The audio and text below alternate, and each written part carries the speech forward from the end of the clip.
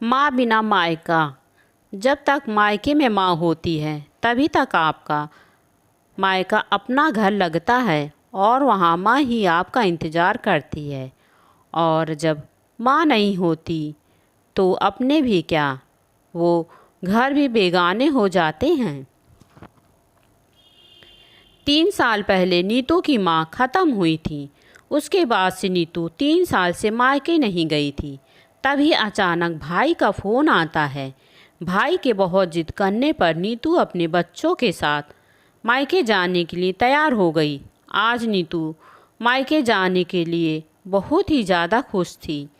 वह अपनी जल्दी से तैयारी करती और हाँ मोहित जी, बार बार फ़ोन करके जल्द आने के लिए ना कहना। मोहित कहता ठीक है, जब तुम्हारी इच्छा होगी तब तुम चली आना।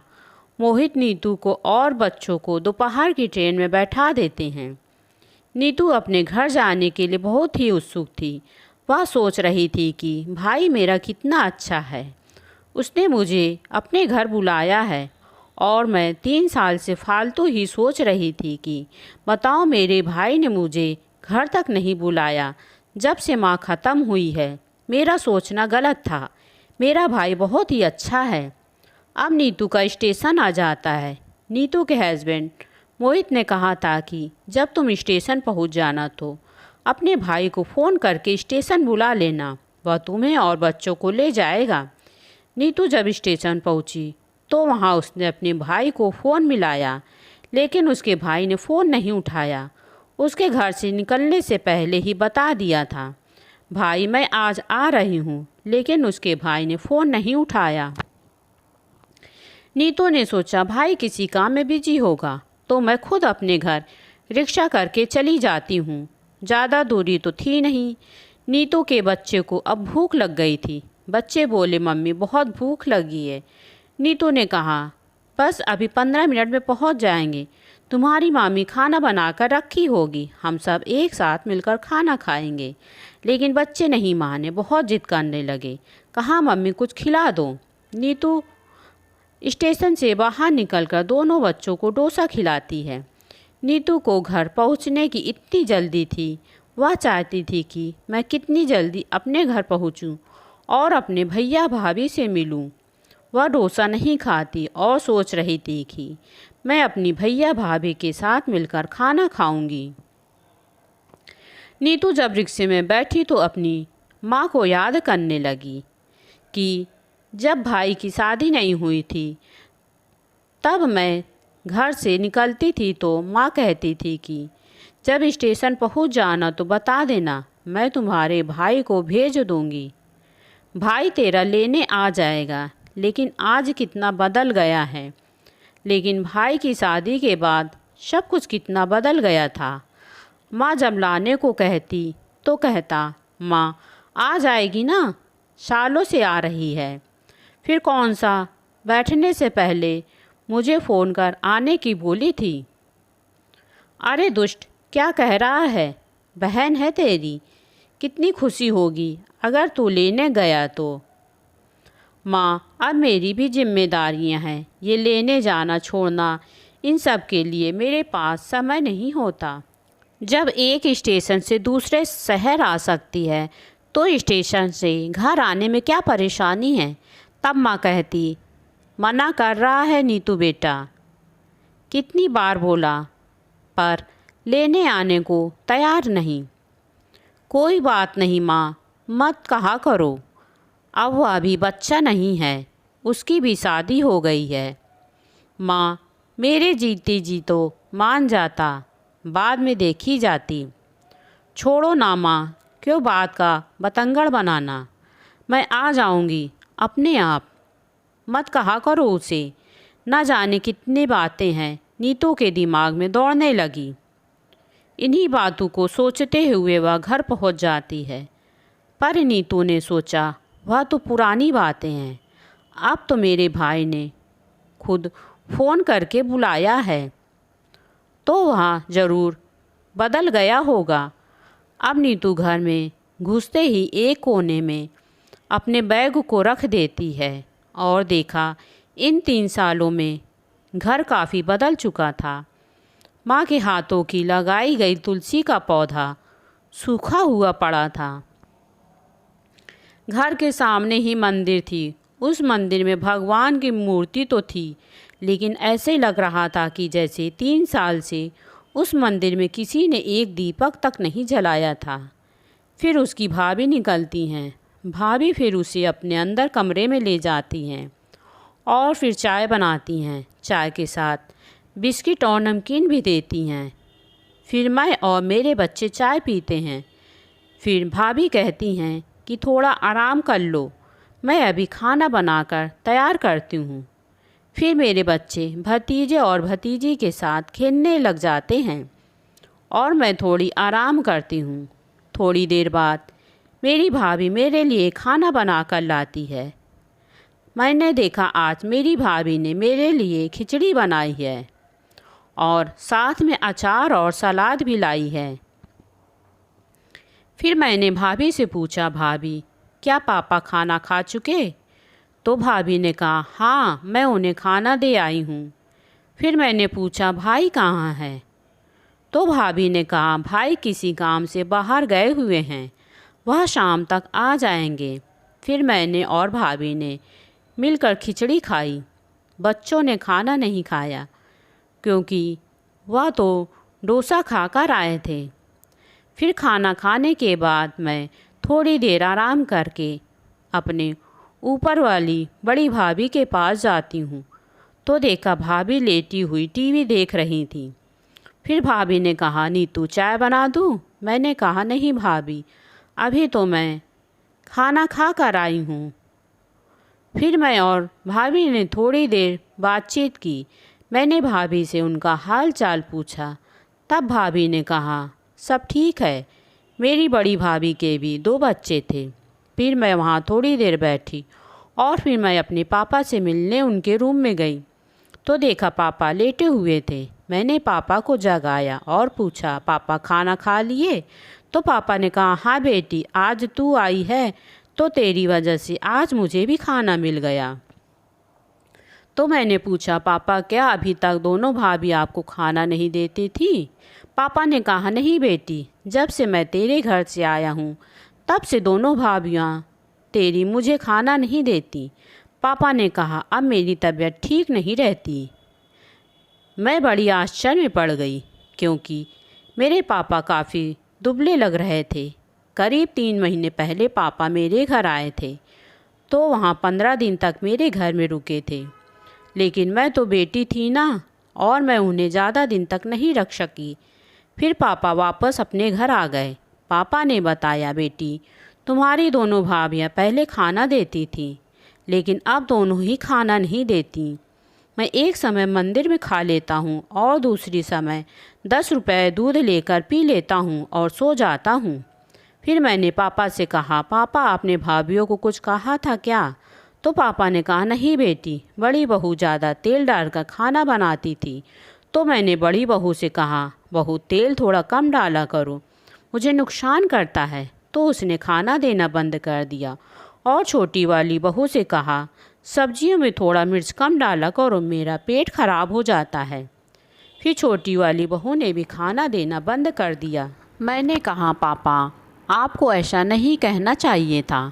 पापा ने कहा, बेटा क्या करूं, अब गलती हो गई। अगर तेरी माँ होती तो आज मुझे इन तकलीफ़ों से नहीं गुज़रना पड़ता।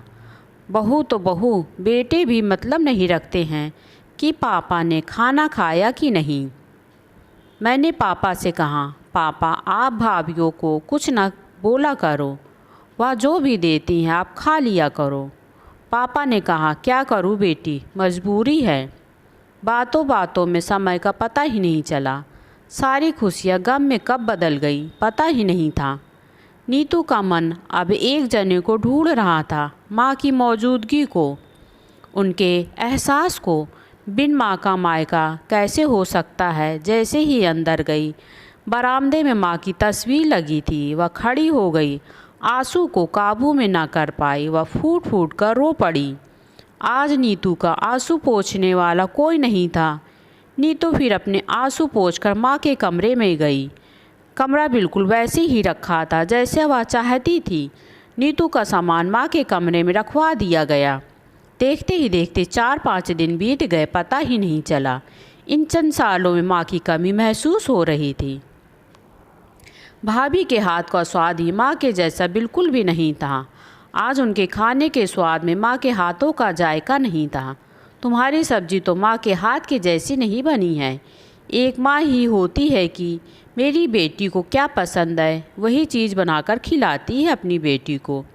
भाभी मेरी जो भी बना देती मैं और मेरे बच्चे खा लेते, लेकिन मैंने अपने बच्चों को समझा रखा था कि अगर दादी पूछेंगी तुम्हारी मामी ने क्या क्या खिलाया तो वहाँ बता देना कि मामी ने अच्छे अच्छे पकवान बनाकर खिलाए।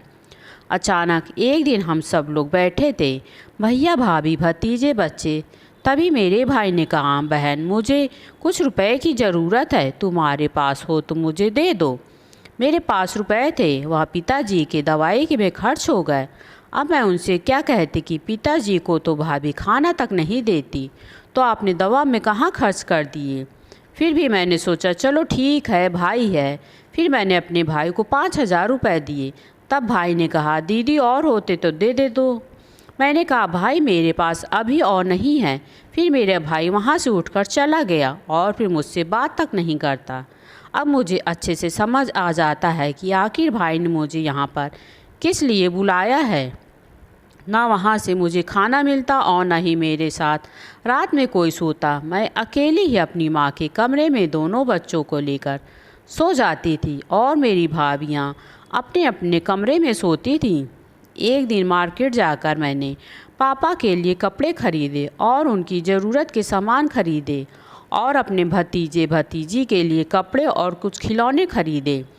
मेरे पापा कपड़े नहीं ले रहे थे, वह कह रहे थे, बेटी मुझे अपने साथ ले चलो। मैंने कहा, पापा मैं आपको अपने साथ कैसे ले चलूँ? मेरे यहाँ मेरे सास ससुर जेठानी नंद सब लोग रहते हैं, मैं आपको वहाँ कैसे रख पाऊँगी?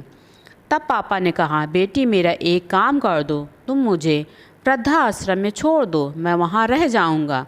वैसे भी यह मकान तुम्हारी माँ के नाम है, तो तुम्हारे भैया मुझे यहाँ रहने नहीं देंगे। अब मुझे समझ नहीं आ रहा था कि मैं पापा के लिए क्या करूँ। अपने साथ भी नहीं ले जा सकती थी और वृद्धा आश्रम में कैसे छोड़ दूँ? आखिर वह तो मेरे पापा हैं ना। फिर मैंने पापा से कहा, अगर मैं आपको कुछ रुपए दे दूँ तो आप अपना टिफ़िन लगवा लेते। पापा ने कहा, बेटा नीतू मुझे तेल वाला खाना मैं नहीं खाता, मेरा पेट खराब हो जाता है, टिफ़िन का खाना मुझे नुकसान भी करेगा। फिर नीतू सोचने लगी कि आखिर पापा के लिए क्या करूं।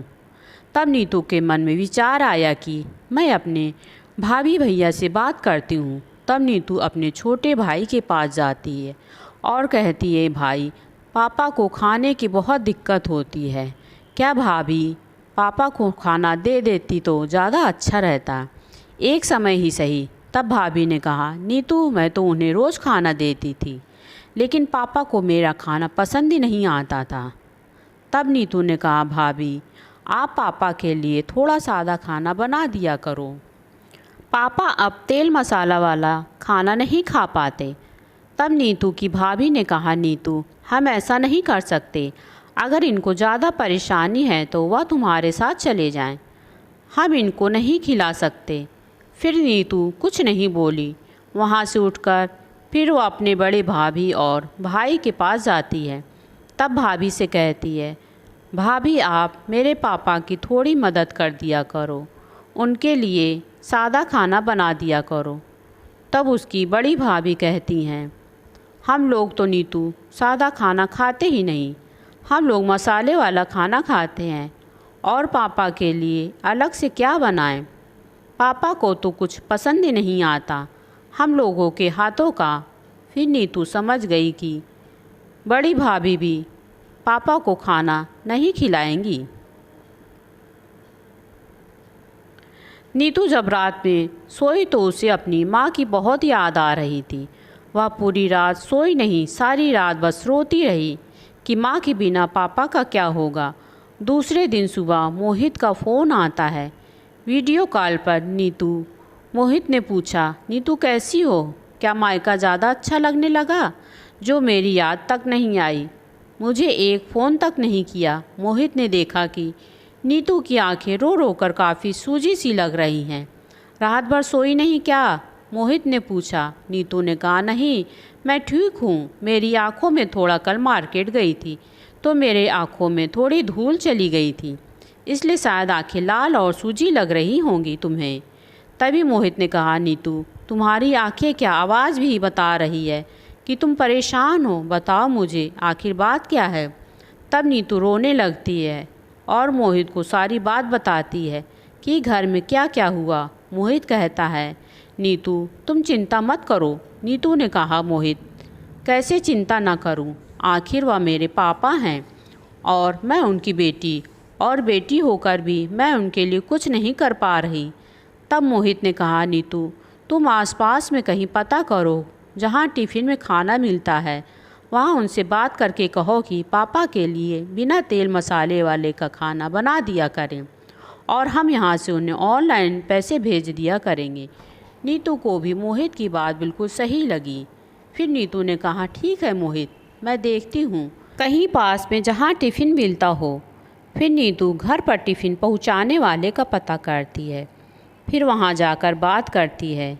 टिफ़िन 3000 रुपये महीने में बात करती है और उन्हें बताती है कि मेरे पापा को खाना कैसा चाहिए। टिफ़िन वाला तैयार हो जाता है घर पर देने के लिए। यह बात नीतू मोहित को बताती है। तब मोहित कहता है, ठीक है, लगवा दो पापा के लिए खाना। नीतू अब पापा के लिए टिफ़िन लगाकर पापा को बताकर चैन की सांस लेती है और पापा से कहती है, पापा, अब मैं जा रही हूँ, आप अपना ध्यान रखना। अगर कोई परेशानी हो तो फ़ोन कर देना। पापा उसके बहुत रो रहे थे। नीतू भी अपने पापा के लिए बहुत रो रही थी। अब नीतू अपना बैग पैक करती है और ससुराल जाने के लिए तैयार हो जाती है। वह दोनों भाभीयों से मिलती है और रिक्शा में बैठकर स्टेशन आ जाती है। आज उसे बहुत रोना आ रहा था क्योंकि उसकी मम्मी हमेशा नीतू को स्टेशन छोड़ने आती थी। आज वह अकेली आई है। अब नीतू को लग रहा था कि माँ के बिना मायका क्या होता है। आज पता चला। नीतू अब ट्रेन से झांसी स्टेशन पहुँचती है जहाँ उसका ससुराल था। मोहित नीतू का बेसब्री से इंतज़ार कर रहा था। मोहित को देखकर नीतू बहुत खुश हो जाती है और मोहित से लिपटकर ज़ोर ज़ोर से रोने लगती है और मोहित से कहती है, मोहित, अगर तुम आज न होते तो मेरे पापा का क्या होता। मोहित नीतू को चुप कराता है और कहता है कि वह तुम्हारे पापा हैं तो मेरे भी तो पापा हैं वो। फिर नीतू और मोहित घर आ जाते हैं। आज नीतू बहुत खुश थी। अब नीतू अपने सास ससुर की खूब सेवा करती और उन्हें किसी भी चीज़ से दुखी नहीं करती थी। घर का सारा काम करती और उसकी ननद आ जाती तो उसका भी पूरा ध्यान रखती थी और सब लोगों को अच्छा अच्छा भोजन बनाकर खिलाती थी। नीतू सोच रही थी कि मैं कितनी भाग्यशाली हूँ कि मुझे मोहित जैसा पति मिला। मोहित नीतू का बहुत अच्छे से ध्यान रखता था। वह नीतू को बहुत चाहता था और नीतू भी मोहित को बहुत चाहती थी। नीतू अपने घर में सब लोगों का पूरा ध्यान बहुत अच्छे से रखती थी। दोस्तों, आपको यह कहानी कैसी लगी प्लीज़ हमें कमेंट में ज़रूर बताएं। अगर आपको यह कहानी अच्छी लगी हो तो प्लीज़ मेरे चैनल को लाइक करें, शेयर करें और सब्सक्राइब करें। कहानी सुनने के लिए आपका बहुत बहुत धन्यवाद।